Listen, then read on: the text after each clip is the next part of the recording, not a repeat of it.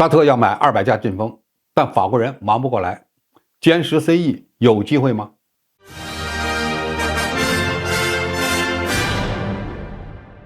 观众朋友，大家好，我是付强少。近日，据法国论坛报报道，沙特有意购买200架阵风战斗机，但是法国达索公司似乎根本就忙不过来。2017年，达索公司一年的阵风战机产量仅为9架。现在法国需要交付的阵风飞机包括阿联酋的80架、埃及的30架、希腊的18架，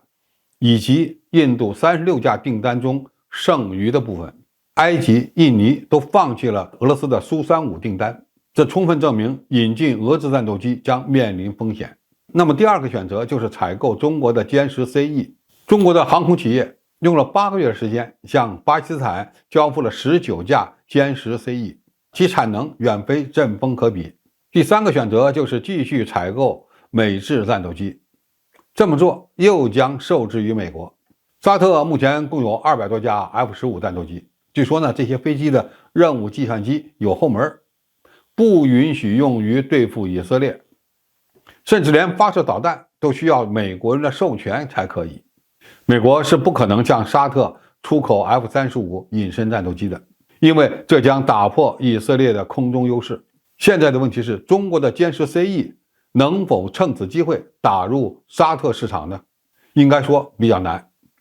虽然中沙两国的元首刚刚签署了中华人民共和国和沙特阿拉伯王国全面战略伙伴关系协议，而且中国与沙特在军工贸易方面的合作也由来已久，但是基于采购战斗机可不是买个导弹那么简单。沙特买中国战斗机面临的困难也很多。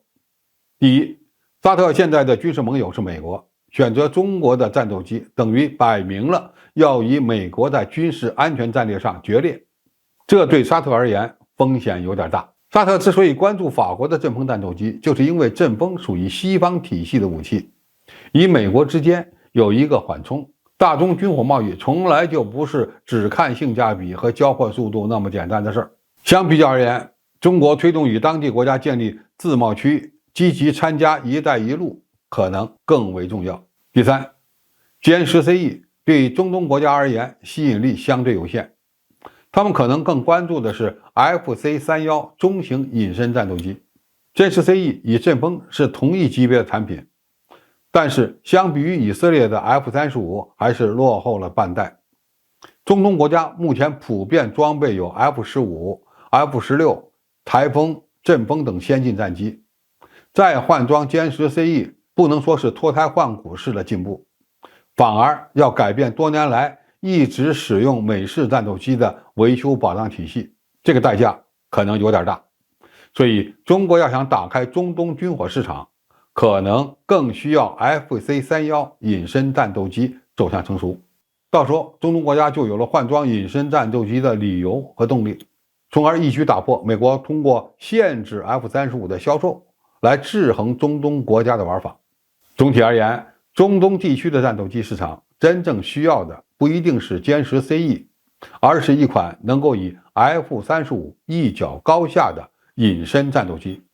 也就是中国研制了 FC-31战斗机的改进版。目前 FC-31的舰载机型号正在发展中，一旦该机成为中国军队的主战装备，必然能够促成 FC-31在世界范围内的热销。虽然法国媒体称沙特想买200架阵风，但是这项交易八字还没一撇呢。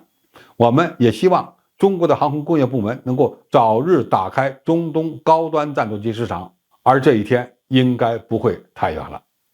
好，今天评述就到这里，谢谢大家收看，我们下期再见。